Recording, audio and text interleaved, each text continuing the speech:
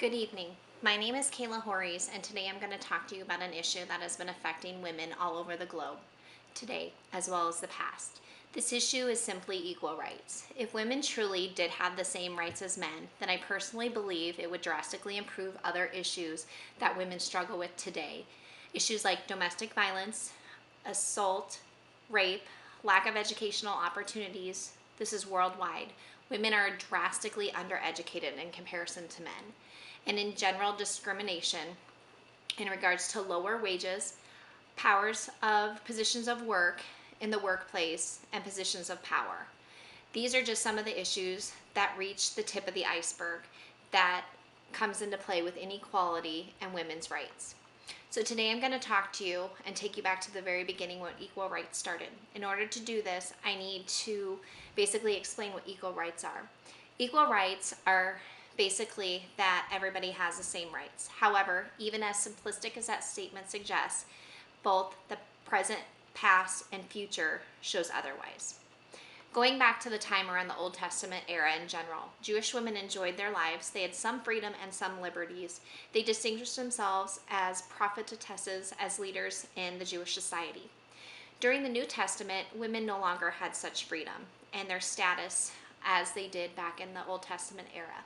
Society had become a very much male dominated.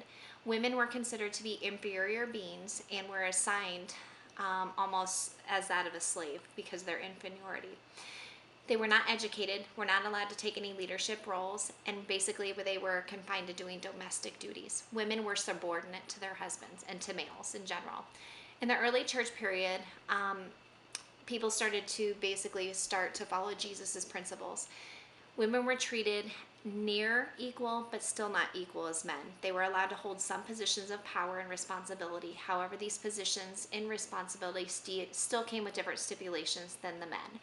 In the holiness movement, Christians believe that God gave them the power to overcome intentional sin through the outpouring of the Holy Spirit in their lives, which established a harmonious and unspoken fellowship with Christ. Her Story by McCarthy, page 198. Women use this passage in a way to further take advantage of the work as preachers and evangelists. Men were less than happy to share these roles, leadership roles, with women. I do believe that this helped further women and their success towards becoming more equals. It basically had women step out the shadows of men, and women were more treated equally rather than subordinately to men. The other movement was the deaconess movement. This was another way in which women stepped outside the shadows of men. This movement started around 1849 but didn't fully take effect until after the Civil War.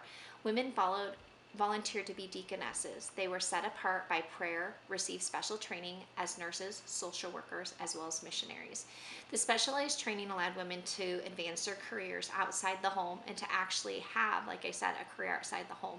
Women began to run schools, hospitals, and settlement homes.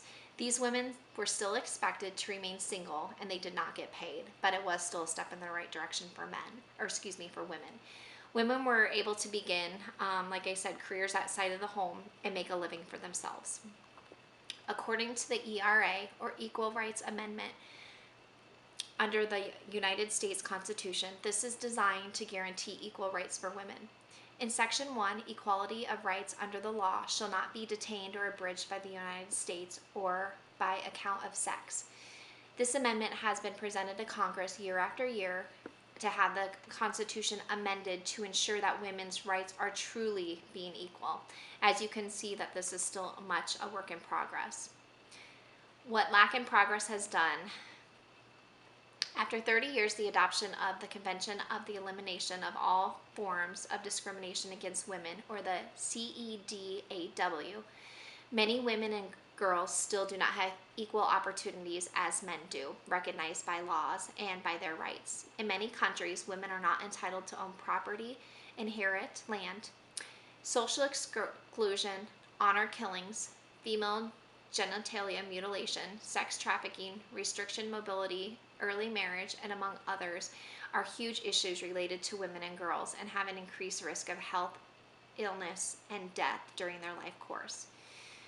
As we can see, if we do not fix these failures in the system, society, so girls and women enjoy equal access for information, service and education, employment, and political positions, things will not change.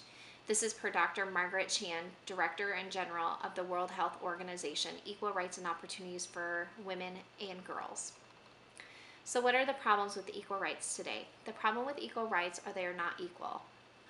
I feel that discrimination as well as prejudice plays a huge factor on why equal rights as well as are not being attained by women. Discrimination is the denial of opportunity and equal rights. Prejudice is a negative attitude towards an entire category of people, i.e. women. Since the beginning of time, women have received a bad rap. Eve was a temptress and caused Adam to eat the forbidden fruit. Women were created from man, and by that man often think that they're subordinate to women. Women are the weaker sex, and stereotypes against women have forever been around. After Googling for this project, Googling under the search common stereotypes against women, I found over 1.3 million hits that came up from that search site alone. Some of these common stereotypes against women are nurses, not doctors. Women are not as strong as men. They're supposed to make less money than men. Women don't need to go to college or be educated. They don't play sports. They're not politicians. They're quieter than men and should not be spoke out. Women should be subordinate and submissive and do as told. Women are supposed to cook and do housework chores, are responsible for the children, and women are never in charge. The list goes on, and this is why there's no equal rights for women. In many of these women's statements, the problem is that these women's statements no longer apply, and the mold of what women should be has long changed and can no longer fit in what women are today. In today's society, women need to work.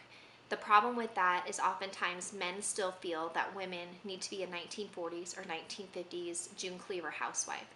The woman needs to cook, clean, take care of all the domestic affairs, raise the children, take care of her husband on top of working a full-time job. The problem with that is society expects more and more from women, but no longer can let go of the old stereotypes, and this is why equal rights still do not exist.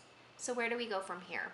We as a society need to break that mold and the old standards of what women should be like and what a woman should do.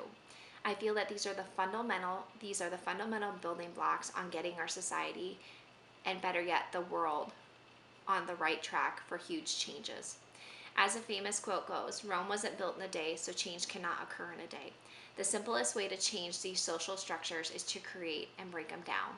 Change is one constant that we all have in our lives. Let's change how women are viewed in this century. Some change has already been started. The affirmative action is a positive effort to recruit subordinate group members, including women, for jobs, promotions, and educational opportunities. According to Schaefer's book, Racial and Ethnic Groups, affirmative action has been viewed as an important tool for reducing institutional discrimination towards women. But this is a first tiny step in the changes that still need to be made. The first steps that need to be taken in order to give women a choice. Give women a choice to say yes or no, a choice that women can speak freely without repercussions, to have a voice of their own without the fear of punishment from a father, a son, a brother, an uncle, or any other male. We often forget that not all women have this basic right of freedom of speech. The second step that needs to be taken is literacy.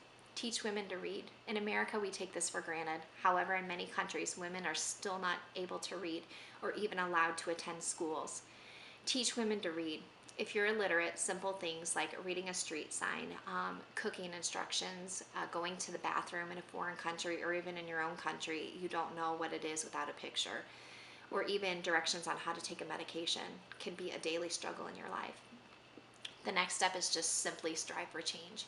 Be the voice that others cannot be. Step outside your comfort zone and ask for that promotion at work. Ask your spouse to help with the domestic affairs around the house and to help change the world at how women look, and be the person to help eliminate negative stereotypes against women. Be a role model for others. Only you can change you and how you live and how you view the world and women's rights.